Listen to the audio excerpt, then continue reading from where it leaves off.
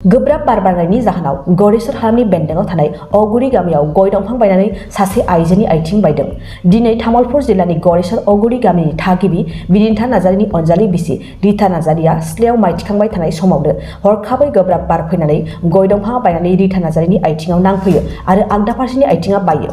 बे आथिं बायनायखौ गरेस्वर 30 बिसना देहा फाहामसालियाव थिसनथाय जादोंमोन, नाथाय गरेस्वर 30 बिसना देहा फाहामसालिनि डक्टरा गोब्राब जोखोम जानायखौ नुनानै गोजौ फाहामथाय होनो थाखाय गुवाहाटी मेडिकेल कलेज हस्पिटालाव दैथायहरनाय जाबाय।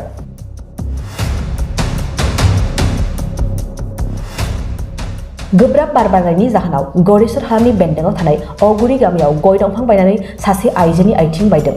दिनै तामुलपुर जिल्लानि गरेस्वर अगुरि गामिनि थागिबि बिदिन्था नार्जारिनि अनजालि बिसि रिता नार्जारिया सिथ्लायाव माइ थिखांबाय थानाय समावनो हरखाबै गोब्राब बार फैनानै गय दंफाङा बायनानै रिता नार्जारिनि आथिङाव नांफैयो आरो आगदा फारसेनि आथिङा बायो।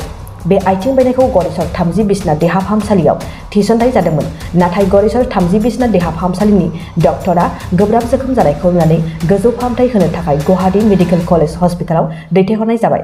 गोग्गो आदार जाग्रा सुबुंफोरनिसिम मोनसे गोजोनथाव खौरां। उदालगुरि जिल्लानि सिङाव थानाय मावरिया गामियाव मनाटिसा गावसुंथा हान्जानि सोद्रोमा हांमा ब्रह्म बिथाङा आसाम स्टेट रुरेल लाइभलिहुड मिशननि गेजेरजों खानस्रि हासार आरो गोबोर हासारजों दिहुनजानाय अर्गेनिक मैगं थाइगंनि गला बेखेवनाय जाबाय।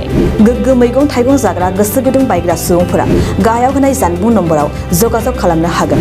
जानबुं नम्बरा जाबाय 8011748256। जानबुं नं 8011748256।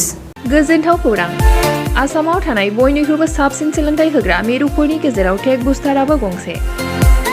क'क्राझार जिल्लानि सिङाव थानाय CST फिसारि मावख'नि साखाथियाव थानाय खारगावआव बे टेक बुस्टारा दङ। बेयाव बयनिख्रुइबो मोजांसिन सोलोंथाइ आरो नेम सोलिनाय गोग्गो थाखो खथानि सुबिदा दङ। सारा भारतनि गेजेराव सायख'जानाय बायदि सोलोंथाइजों सोमोन्दो थानाय फोरोंगिरिफोर दङ।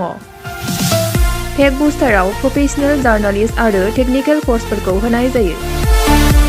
24 घन्टा रैखाथिनि थाखाय मोजां सुबिदा आरो टेक बुस्टारा नोंथांमोनखौ सौहैहोगोन नोंथांनि थांखिसिम।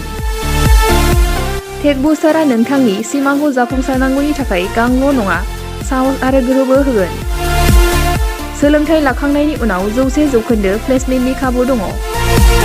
सोलोंनो गोसो गुदुं बिथांमोना 9395695095 जानबुं नाम्बाराव जगाजग खालामनो हागोन। BTR हालामनि थाखाय मोनसे गोजोनथाव खौरां। 68थि भारत रत्न लकप्रिय ग'पीनाथ बरदलै ट्रफी जोलुर बादायलायनाय। बे बादायलायनायखौ गिबि खेबनि थाखाय BTRनि सिङाव थानाय चिरां जिल्लायाव सोलिफुबाय थानाय मार्च दाननि गेजेराव खुंफुंनाय जागोन।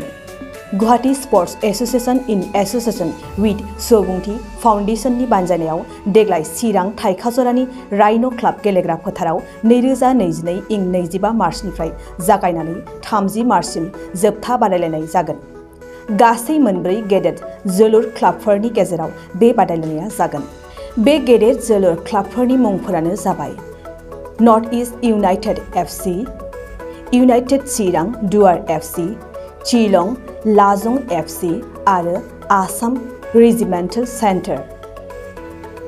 बादायलायनायनि सम खाना होखानाय बादियै 25 मार्च खालि नर्थ इस्ट इउनाइटेड FC आरो United Chirang Duar FC, 26 March खालि शिलं लाजं FC आरो आसाम रेजिमेन्टेल सेन्टार, 27 मार्च खालि नर्थ इस्ट इउनाइटेड FC आरो आसाम रेजिमेन्टेल सेन्टार, 28 मार्च खालि इउनाइटेड चिरां दुवार FC आरो शिलं लाजं FC, 29 मार्च खालि आसाम रेजिमेन्टेल सेन्टार आरो United Chirang Duar FC, 30 March खालि नर्थ इस्ट इउनाइटेड FC आरो शिलं लाजं FC नि गेजेराव बे बादायलायनाया जागोन।